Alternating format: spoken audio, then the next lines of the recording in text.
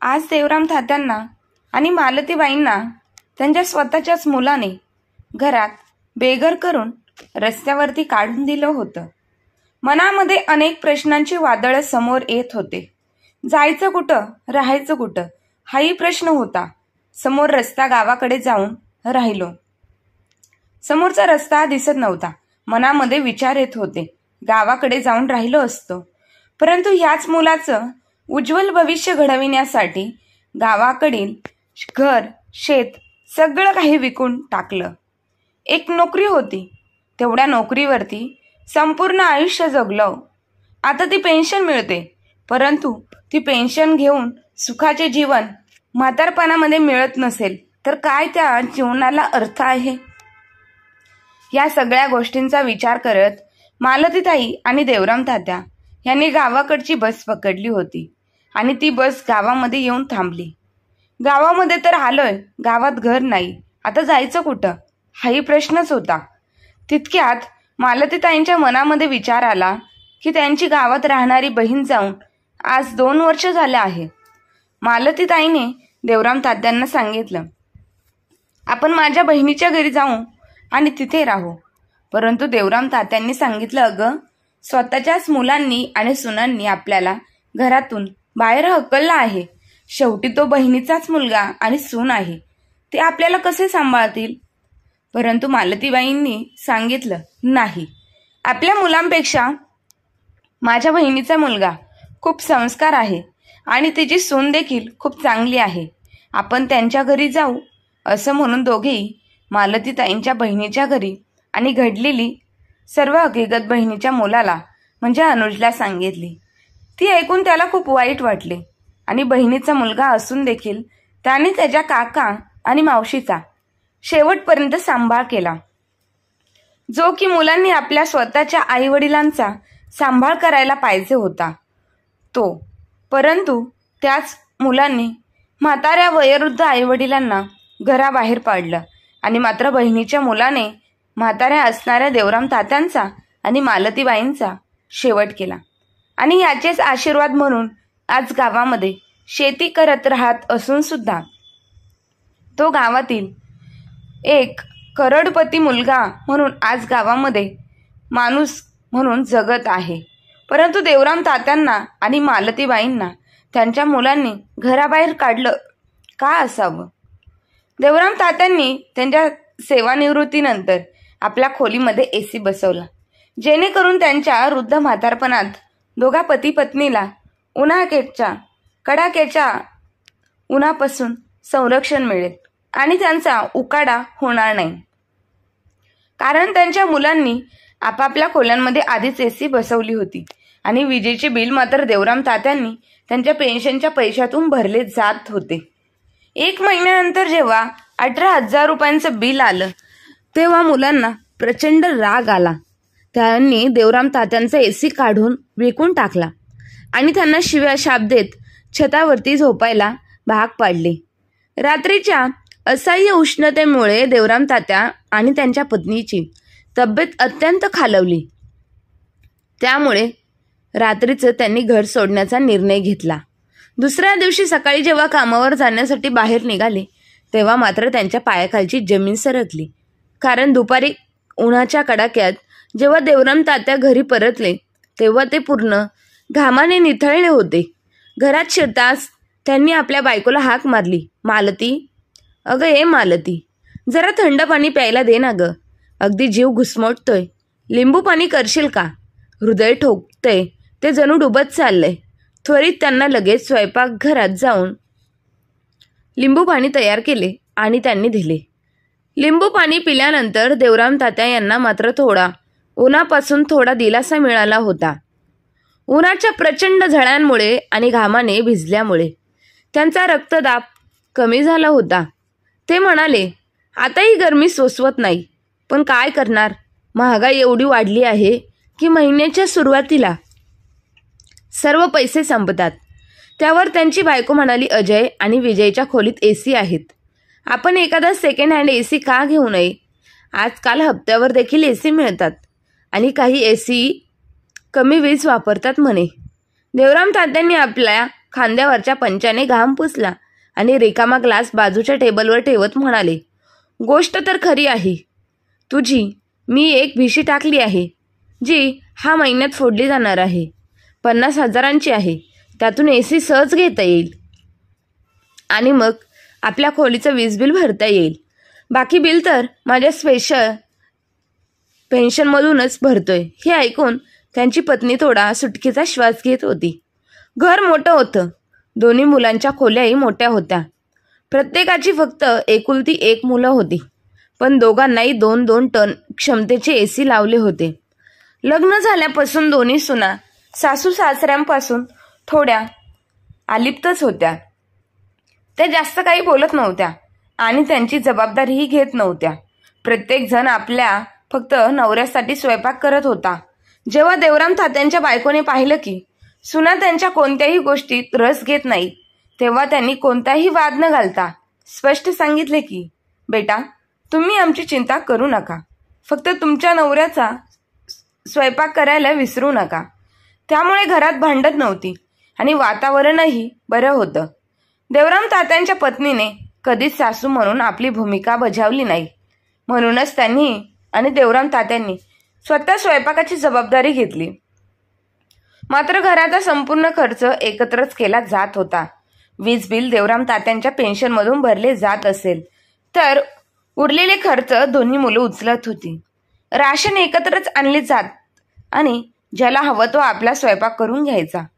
देवराम तात्यांना मात्र त्यांच्या मुलांविषयी त्यांना नेहमीच वेगळेपणाची भावना त्यांच्या मनामध्ये येत होती.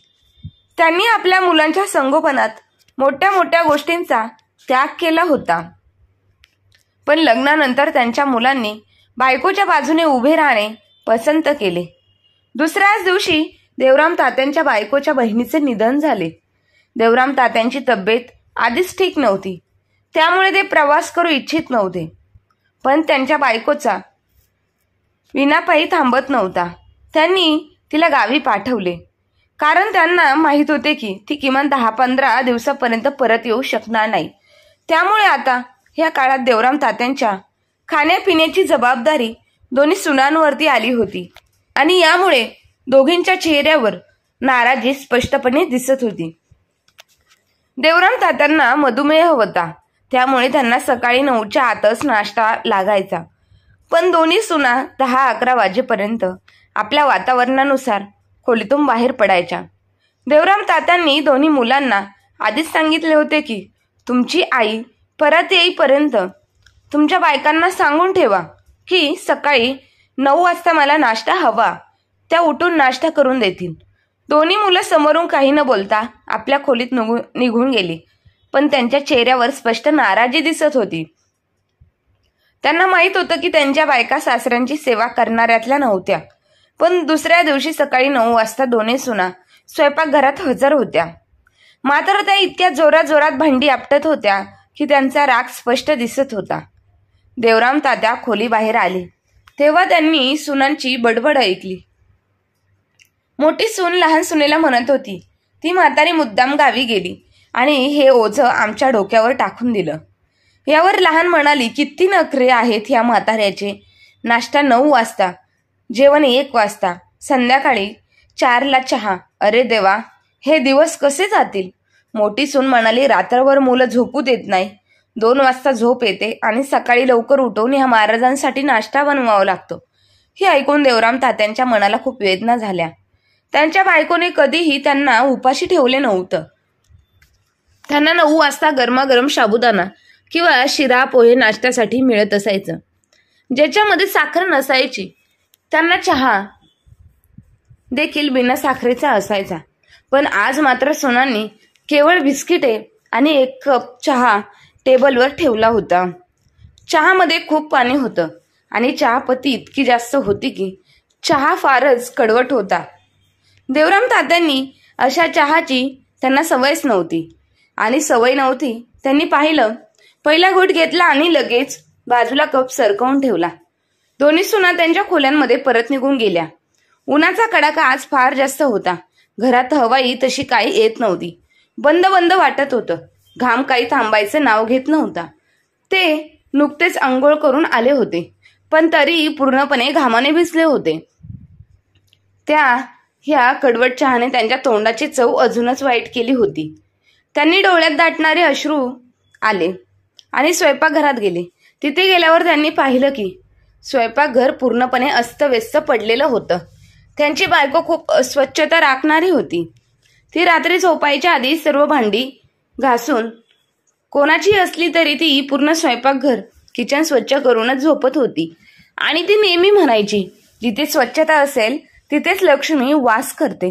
म्हणूनच मालतीबाई नेहमी किचन स्वच्छ ठेवत असायच्या. पण सुनांना काही वेगळंच होतं.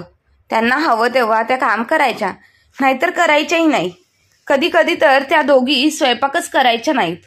मग दोन्ही मुलं आईच्या खोलीत येऊन म्हणायची, आई, तू बाबांसाठी जे काही जेवायला केलं आहे ना, ते आम्हालाही दे, कारण आज माझ्या बायकोची तब्येत ठीक नाही. तर दुसरा मुलगा लगेच म्हणायचा, होय, माझी बायको आज जरा आजारीच आहे, तिचं देखील डोकं दुखत आहे. देवराम तात्यांची बायको चुपचाप मुलांना वाढून द्यायची. ती नेहमी गरम ताजं अन्न बनवायची, कारण देवराम तात्यांना नेहमी ताजं अन्न आणि गरम फुलके द्यायची तिला सवय होती. संपूर्ण आयुष्यभर तिने देवराम तात्यांची काळजी घेतली होती. पण आज त्या घरात त्यांच्या स्वतःच्या सुनांच्या वागण्याने त्यांना एकटेपणाची जाणीव आली होती. कधी कधी जर रात्री चपाती उरली तर देवराम तात्यांची बायको सकाळी उठून ती स्वतः नाश्ता खायची. पण कधीही देवराम तात्यांना कालची शिळी चपाती खायला दिली नव्हती. बायको आणि सून म्हणून ज्या जबाबदाऱ्या असतात त्या देवराम तात्यांच्या बायकोने पूर्ण केल्या होत्या. पण त्यांच्या सुनांना त्यांच्याशी काही देणं घेणं नव्हतं. त्या उद्धट आणि आळशी होत्या. देवराम तात्यांनी स्वयंपाकघराची वाईट अशी अवस्था पाहिली. रात्रीचे घाणेरडे भांडे तसेच किचनवरती पडले होते. स्वयंपाकघर मोठे आणि छान होतं, पण त्या क्षणी ते अत्यंत अस्वच्छ दिसत होतं. त्यांनी फ्रीज उघडला, तिथून ब्रेड आणि लोणी काढले. दोन्ही स्लाइसवर लोणी लावले आणि तेच खाल्ले. पाण्याच्या घोटाने तो कोरडा घास घेऊन टाकला. त्यांच्या डोळ्यात पाणी आलं. बायकोची खूप आठवण आली, पण त्या वेदना आणि निराशा इतक्या मोठ्या होत्या की त्या विसरणं शक्य नव्हतं. दुपारच्या जेवणाला त्यांनी कालची शिळी पोळी आणि भाजी दिली गेली. उन्हाळ्याच्या प्रचंड उष्णतेमुळे आणि वारंवार लोड शेडिंगमुळे फ्रीज नीट चालत नव्हता. त्यामुळे भाजीचा वास सुटायला लागला होता. देवराम तात्यांच्या मनात विचार आला की गेली 34 वर्ष त्यांच्या बायकोने त्यांना कधीही कालची पोळी आणि भाजी खायला दिली नाही आणि आज मात्र त्या सडलेल्या भाजीचा दुर्गंध सहन करावा लागत होता. त्यांची उचकी लागणारच थोडक्यात वाचली होती. त्यांनी ताट बाजूला तसेच बाजूला सरकवून ठेवले आणि मोठ्या सुनेला म्हणाले, मला फक्त 1 ग्लास दूध दे. यावर मोठी सून नाराज होऊन म्हणाली, बाबा, तुमचे खूप नखरे आहेत. आता पोळी भाजी दिली आणि आता दूधही मागताय. हे ऐकून देवराम तात्या यांना खूप संताप आला होता. त्यांना ते म्हणाले, तुझ्या बापाला असं जेवण वाढलं असतं का? बघ, ही भाजी खराब झाली आहे, किती घाण वास येतोय आणि पोळी ही कालचीच आहे. देवराम तात्यांच्या बायकोने त्यांना सांगून ठेवलं होतं की सुनांशी भांडू नका, पण आता त्यांचा संयम संपला होता. हे ऐकून मोठी सून अजूनच चिडली. चेहरा रागाने लाल झाला आणि ती तिरस्काराने म्हणाली, एक काम करा, आईला परत बोलवून घ्या. तुम्हाला फक्त तीच सांभाळू शकेल. काय त्रास आहे, कधी हे नको, कधी ते नको, कधी भाजी, कधी पोळी. अगदीच ठीक आहे, पण तुमचे हे नखरे नेहमीचेच झाले आहे.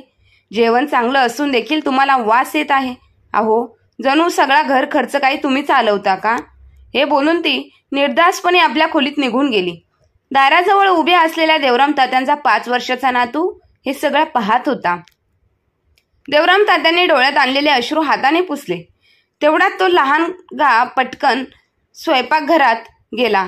तिथून एक काचेचा ग्लास घेतला, फ्रीजमधून दूध काढलं आणि 1 ग्लास भरून आजोबांच्या समोर ठेवत म्हणाला, आजोबा, हे पिऊन घ्या दूध. हे पाहून देवराम तात्यांच्या हृदयाचा प्रेमाचा पूर आला. त्यांनी नातवाला जवळ घेतलं आणि जवळ घेऊन बसवलं आणि प्रेमाने त्याच्या कपाळावरती पापा घेत म्हणाले, ते म्हणाले, तू माझंच रक्त आहेस ना, म्हणूनच तुला बघवलं नाही की आजोबा उपाशी राहावे. तो छोटासा मुलगाही आजोबांच्या कुशीत शिरला आणि म्हणाला, आजोबा, तुम्ही काळजी करू नका. जेव्हा मी मोठा होईल आणि माझी बायको येईल तेव्हा मीही तिला सांगेन की माझ्या आई वडिलांना शिळं अन्न खायला देत जा. म्हणून तो लहानगा नातवाने डोळा मारत हे बोलला. जणू काही त्याला आपल्या आजोबांना आनंदी करायचं होतं एका क्षणातच. देवराम तात्यांच्या चेहऱ्यावर हास्य उमटलं. मुलाचे वाक्य अशी असतात की माणसाला अंतर्बाह्य हलवून टाकतात. रात्री दोन्ही मुलंही परत आली. जेवणासाठी जेवण डायनिंग टेबलवर बसले. आज मटर पनीर बनवलं होतं, पण त्याची अवस्था खूप विचित्र होती. ग्रेव्ही पानसट दिसत होती आणि त्यात कांद्याचे मोठे तुकडे तरंगत होते. देवराम तात्यांनी जेवण पाहिलं आणि ते वैतागले. ते म्हणाले, हे काय जेवण बनवले तुम्ही? बघताय कांदे आणि टोमॅटो पाण्यात तरंगताय. तुमच्या आईने कधी असं अर्धवट जेवण बनवलं होतं का रे? अरे, तुमच्या बायका म्हणजे स्त्री जातीला कलंक आहे. त्यांना साधं चांगलं जेवण सुद्धा बनवता येत नाही. त्यांचा मुलगा अजय म्हणाला, असं काही वाईट नाहीये बाबा, चालू शकतं. त्याने मटर पनीर आपल्या ताटात वाढलं आणि मुलासोबत जेवायला लागला. तो पुढे म्हणाला, आई, स्वयंपाक आणि घर सांभाळता येत होतं कारण ती शिकलेली नव्हती. पण आजच्या मुली ह्या एज्युकेटेड आहेत. त्या शिक्षण घेतात, त्यामुळे त्यांना घर सांभाळायला वेळ कुठे असतो. आम्ही तडजोड करतच आहोत. हे ऐकून देवराम तात्यांचा राग अजून वाढला. ते म्हणाले, चांगलं शिक्षण म्हणजे सासऱ्याशी उद्धटपणे बोलायचं, उलट बोलायचं हे शिकवलं असतं का? जर शिकल्याने घरकाम आणि माणसं सांभाळायची समज येत नसेल तर तुमची आई अनपढ असूनही त्यांच्यापेक्षा 100 पटीनं चांगली होती. तिने कधी माझ्या आई वडिलांसमोर आवाज उचलला नाही. कधी मला असं बेसूर जेवण दिलं नाही. लग्नाआधी जर तुमच्या जेवणात थोडं मीठ कमी किंवा जास्त झालं तर तुम्ही आईवर ओरडायचा. आणि हे काय केलं? आम्ही दिवसभर दमून येतो, निदान जेवण तरी नीट दे. पण आता हे जेवण तुम्हाला सहज चालतं. हे बोलून त्यांनी टेबलवर हात आपटून खुर्ची मागे सरकवली आणि ते जेवणाच्या ताटावरून उठले. ते म्हणाले, अजय, जेवण झाल्यावर बाजारातून दही घेऊन ये. मी दही बरोबर पोळी खाईन. अजय म्हणाला, ठीक आहे बाबा, मी दही घेऊन येतो. अजून काही हवं असेल तर सांगा आत्ताच. देवराम तात्या म्हणाले, सकाळच्या नाश्त्यासाठी मला ब्रेड आणि साजूक तूप हवं आहे. ब्रेड तू घेऊन ये, दूध मी स्वतः पाहून घेईन. आणि आपल्या बायकोला सांग की आपल्या खोलीतच बसून राहा. मला माझ्या नाश्त्यासाठी तिची गरज नाही. असं बोलून ते संतापाने रागाने आपल्या खोलीत निघून गेले. त्यांच्या बायकोला माहेर जाऊन फक्त 24 तास झाले होते, पण त्यांची अवस्था इतकी वाईट झाली होती की शेवटी त्यांनी तिला फोन लावला. फोन करून बायकोला घडलेले सर्व काही सांगितलं आणि हमसून हमसून रडायला लागले. थोडा वेळ शांत राहिल्यानंतर त्यांनी विचारलं, तू अजून किती दिवस राहणार आहेस? ती म्हणाली, अहो, माझी बहीण गेली आणि तिची मुलं खूप रडत आहे. ते म्हणताय, मावशी, थोडे दिवस तरी आमच्यासोबत राहा. देवराम तात्या म्हणाले, जर तू तिथे थांबलीस तर कदाचित मी जगेन किंवा नाही, मला माहीत नाही. हे ऐकून त्यांची बायको घाबरली. ती म्हणाली, अहो, असं काय बोलताय? असं काही नको असं व्हायला. तुम्ही असं का बोलताय? ते म्हणाले, या दोघांनी माझं आयुष्य नरक करून ठेवलं आहे. सकाळी कडवट चहा समोर आणताच, कधी शिळ्या पोळ्या आणि भाजी. तुला तर माहीत आहे मला असं अन्न खायची अजिबात सवय नाही. काही बोललं तर त्यांच्या तोंडाला 2 हात लांब जीभ लागते. हे सगळं मला एक दिवसही सहन होत नाही. अशा परिस्थितीतही मी तुला कधीही तिथे थांबण्यासाठी मनाई केली नसती. पण देवासाठी शक्य तितक्या लवकर परत ये. 4 दिवस देवराम तात्यांनी दही आणि ब्रेडवर कसे दिवस काढले. अखेर त्यांची बायको परत आली. तेव्हा त्यांना खूप समाधान वाटलं. दोघेही उन्हाच्या कडाक्याने त्रस्त झाले होते. देवराम तात्यांच्या संपूर्ण शरीरावर घामामुळे लालसर पुरळ आली होती. त्यांची बायको म्हणाली, गावात खूप उन्हाळा आहे. विजयने त्याच्या खोलीत एसी बसवला होता, त्यामुळे रात्री झोप तरी लागायची. पण बिचारा जास्त लाईट बिल देऊ शकत नाही, त्यामुळे दिवसा खूप उकडायचं. देवराम तात्यांचे हात आणि छाती लालसर पूर्ण भरली होती. जरा घाम आला की जळजळ व्हायची. दोघेही उन्हाळ्यामुळे खूप अस्वस्थ झाले होते. त्यांची दोन्ही मुलं आधीच सांगून चुकले होते की आमचे खर्च खूप वाढले आहेत, आम्ही अजून एक एसी बसवू शकत नाही. हे ऐकून देवराम तात्यांनी विचार केला की आता वेळ आली आहे. त्यांनी स्वतःच्या पैशातून 1 टन क्षमतेचा एसी विकत घेतला आणि आपल्या खोलीत बसवला. हे पाहून दोन्ही मुलं शून्य झाली. एसी चालू करताच रात्री मुलं त्यांच्या खोलीत आली आणि म्हणाली की बाबा, तुम्ही सांगितलं नाही की तुम्हाला एसी घ्यायचा आहे.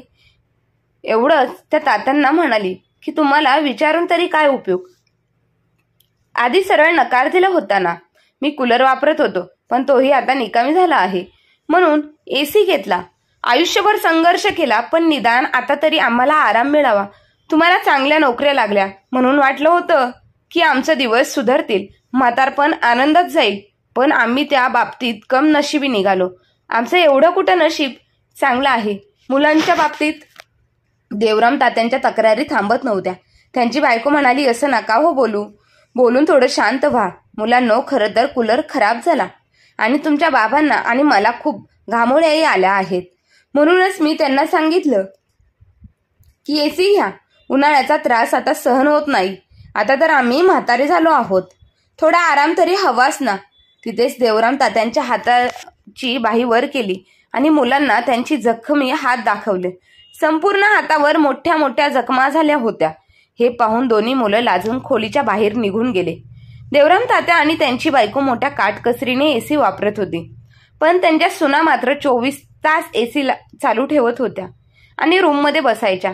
त्यांना घराबाहेर पडायचंच नव्हतं. अगदी 1 तासभर त्या बाहेर आल्या तरी फक्त तडतडीत स्वयंपाक करून मोकळ्या व्हायच्या. देवराम तात्यांना त्यांच्या सुना काही खायला घालत होत्या, पण त्यांचे पती काही खाऊ शकत असल्याने देवराम तात्यांना आणि त्यांच्या बायकोला काहीही अपेक्षा नव्हत्या. मात्र 1 महिना उलटून गेल्यानंतर जेव्हा वीज बिल 20,000 रुपये आले, तेव्हा मुलांनी घरात येऊन खूप गोंधळ घातला आणि इतके चिडून त्यांनी ते वीज बिल देवराम तात्यांच्या तोंडावर फेकले आणि म्हणाले, बाबा हे बघा, एवढं मोठं बिल हे कोण भरणार. देवराम तात्यांना हे पाहून प्रचंड राग आला. त्यांनी वीज बिल उचलून पाहिलं. खरंच वीज बिल 20,000 रुपये आलं होतं. याआधी साधारण 15 ते 16,000 रुपये वीज बिल द्यायचं, जे ते आपल्या पेन्शनमधून भरत असत. देवराम तात्यांना शांतपणे म्हणाले, असं कशाला ओरडता.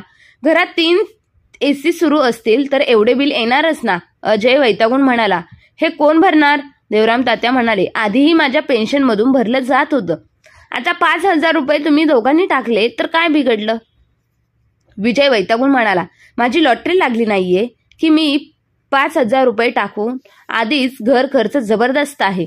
माझ्या मुलाची फी 10,000 रुपये आहे. मी नाही एकटा भरू शकत.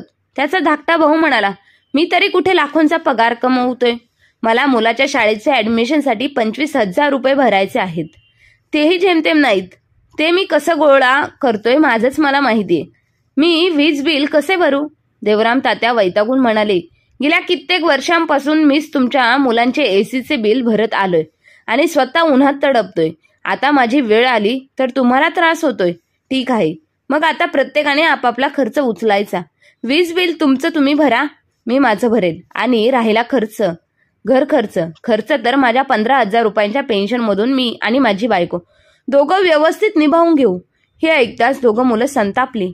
मोठा मुलगा म्हणाला, ठीक आहे, मग आता सरळ राहण्याची तयारी करा.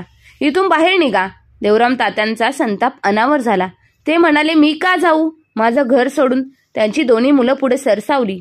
भांडायलाच तयार झाली होती.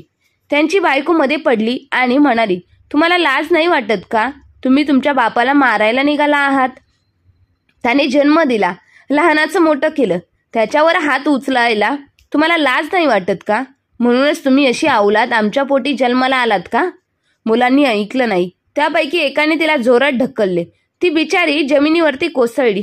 एकाने देवराम तात्यांचा हात मोठ्या ताकदीने पकडला आणि म्हणाले, हे घर फक्त तुमचं नाही, आमचंही आहे. त्यामुळे आमच्या डोक्यावर बसायचा प्रयत्न करू नका, नाहीतर हा विषय तुम्हाला खूप महागात पडेल. आम्हाला एवढं मोठं बिल भरता येत नाही आणि जर कूलर खराब झाला होता तर तो आधी आम्हाला द्यायला हवा होता. आम्ही आधीच आमच्या खर्चामुळे त्रास्त झालो आहे. शेवटी ओढ विजयने अगदी संतापून उच्चारली होती. विजय संतापला. उन्हाला सोडा त्यांचा हात. चला हा एसी उतरून विकून टाकू. नवीन एसी आहे, आरामात विकला जाईल आणि या दोघांना छताच्या वरच्या खोलीत टाकून देऊ. म्हातारे तिथेच उर्वरित त्यांचं आयुष्य घालविल. तेच त्यांच्यासाठी योग्य आहे. विजयने इतक्या जोरात देवराम तात्यांचा म्हणजे त्यांच्या वडिलांचा हात धरला होता की त्यांना प्रचंड वेदना होऊ लागल्या. वृद्ध हाडं तुटतील की काय असं त्यांना वाटू लागलं. वेदनांनी ते कळवळले. त्यांच्या बायकोच्या डोळ्यातही अश्रू आले. रडली त्याआधी जोरात पडल्या होत्या, पण कसंबसं उठून देवराम तात्यांसोबत उभ्या राहिल्या. दोन्ही मुलांनी त्यांच्या सगळं सामान उचललं आणि त्यांना छतावरती खोलीत टाकलं. तिथे ना पंखा होता ना लाईट होती. जा झोपा, आता एसी काढून विकतो आम्ही, असं म्हणत त्यांनी एसीही काढून विकला.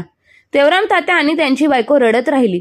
संपूर्ण आयुष्य मुलांसाठी त्यांच्यासाठी त्याग केला आणि आता हा वेळ बघावा, हा दिवस बघावा लागतोय. ज्या सुखाच्या दिवसांनी वाट पाहिली होती ते दिवस तर दूरच होते. मुलांनी इतकी अपमानास्पद वागणूक दिली की दोघं अक्षरशः हातबल झाले. वरच्या खोलीत उष्णतेची तीव्रता अजूनच जास्त होती. संपूर्ण घरावर मुलाने ताबा मिळवला आणि आई वडिलांच्या खोलीलाही कुलूप लावलं, जेणेकरून ते पुन्हा आत जाऊ शकत नाही. गरम वाऱ्याची झळ त्यांच्या कानांवरती पडली होती. त्यांचा थरकाप फोडायचा. घामाने त्यांचे अंग घाव चढायला लागले होते. एके रात्री दोघांनी घर सोडायचं ठरवलं आणि तिथून निघून गेले. सकाळी जेव्हा दोन्ही मुलं ऑफिससाठी निघाले तेव्हा त्यांना काही फरक पडला नाही. उलट त्यांना आनंदच झाला की संपूर्ण घर त्यांच्या ताब्यात आलं. पण नियतीचा न्याय काही वेगळाच असतो. ऑफिसमध्ये पोहोचल्यावर दोघांनाही तिथून हाकलून देण्यात आलं. विजयचा बॉस संतापून म्हणाला, तुझ्या निष्काळजीपणामुळेच माझी महत्वाची फाईल हरवली आहे. त्यामुळे मला लाखोंचा तोटा सहन करावा लागला. तू नोकरी गमावली आहेस. अजयचा बॉस संतापून म्हणाला, मी तुला पैसे हेराफेरी करताना पाहिले. तू स्वतःच्या फायद्यासाठी ऑर्डर आणतोस आणि माझ्या फॅक्टरीतून बनवून स्वतःच विकतोय. मी हे कदापि सहन करणार नाही. जा, तुला नोकरीवरून काढून टाकण्यात आले आहे. अजयने हे गैरव्यवहार आपल्या बायकोच्या आणि मुलांच्या हट्टामुळेच केले होते. त्यांच्या सततच्या या चुकीच्या वागण्यामुळे त्याला हे सर्व सहन करावं लागलं होतं. दोघेही ऑफिसमधून रडत रडत घरी आले. त्यांच्या बायकांनाही जेव्हाही समजलं तेव्हा त्या घाबरल्या. त्यानंतर अजयने बायकोवर चिडून ओरडायला सुरुवात केली. तुमच्यामुळे आम्ही आई वडिलांना घराबाहेर काढलं आणि आता आमच्यावर हलाखीचे दिवसांची सुरुवात झाली. आता कदाचित उपाशी मरावं लागेल. देवराम तात्या आणि त्यांची बायको मालतीताई गावाकडे निघाली होते. त्यांना आता खूप मोठा प्रश्न पडला होता. गावाकडे जाऊन राहायचं कुठं, खायचं काय, कसं जीवन जगायचं. परंतु तेवढ्यात मालतीताई म्हणाल्या, अहो, माझी छोटी बहीण ललिता आपल्या सर्वांना सोडून खूप लवकर गेली. त्यांच्या बहिणीचं निधन झालं होतं. तिचा मुलगा अनुज हा अतिशय चांगला मुलगा निघाला. तिचा मुलगा म्हणजे अनुज हा जेव्हा मालती मावशीला तिच्या घरी सोडवायला आला होता तेव्हा त्याने देवराम तात्यांना आणि मालती मावशीला सांगितलं होतं की, मावशी, तुला कधीही म्हातारपणात माझी गरज भासली किंवा कोणत्याही गोष्टीची कमतरता पडली तरी तुझा हा मुलगा आहे.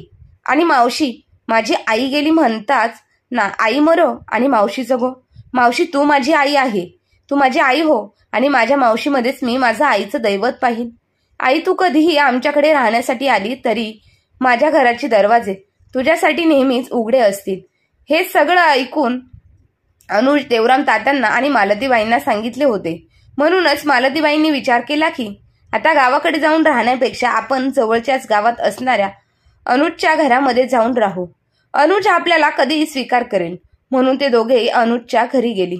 अनुज आणि त्याच्या बायकोने देखील देवराम तात्यांची आणि मालतीबाईंची घडलेली सदर सत्य परिस्थिती ऐकून त्यांना आनंदाने आपल्या घरी ठेवून घेतलं. त्यांची खूप सेवा केली. त्यांच्या राहण्यासाठी एसी असलेली खोली दिली. देवराम तात्यांनी पुन्हा शहरात कधी परत येण्याचा विचार केला नाही. इकडे मुलाचे हाल सुरूच झाले. मुलांचं आयुष्य पूर्ण उद्ध्वस्त झालं. त्यांचं घर विकलं गेलं, नोकऱ्या गेल्या. त्यांच्या बायकांनी त्यांना त्रास देण्यास सुरुवात केली.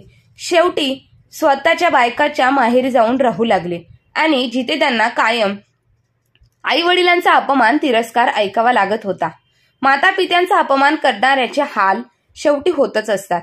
ह्या कथेमधून हाच महत्वपूर्ण धडा मिळतो. आई वडिलांची सेवा करणे ही आपली जबाबदारी आहे. त्यांना कधी अपमानास्पद वागणूक देऊ नये. त्यांची साथ सोडणार त्यांना नियती कधी ना कधी धोका देतच असते. जसं की विजयने आणि अजयने त्याच्या वृद्ध म्हाताऱ्या आई वडिलांना काही पैशांसाठी त्यांच्या स्वतःच्या घरातून त्यांना बेघर करून रस्त्यावरती हाकलून दिलं आणि मागे त्यांच्या ही वाईट परिस्थिती घडली. म्हणतात ना, देव कर्माचं फळ देतच असतो. तर मित्र आणि मैत्रिणींनो, तुम्हाला काय वाटतं? विजय आणि अजयने त्यांच्या वृद्ध म्हाताऱ्या आई वडिलांना घराबाहेर हाकलून दिलं? हे कमेंट बॉक्समध्ये नक्की कळवा. आणि कथा आवडली असेल तर आपल्या चॅनलला लाईक, शेअर, सबस्क्राईब नक्की करा. धन्यवाद.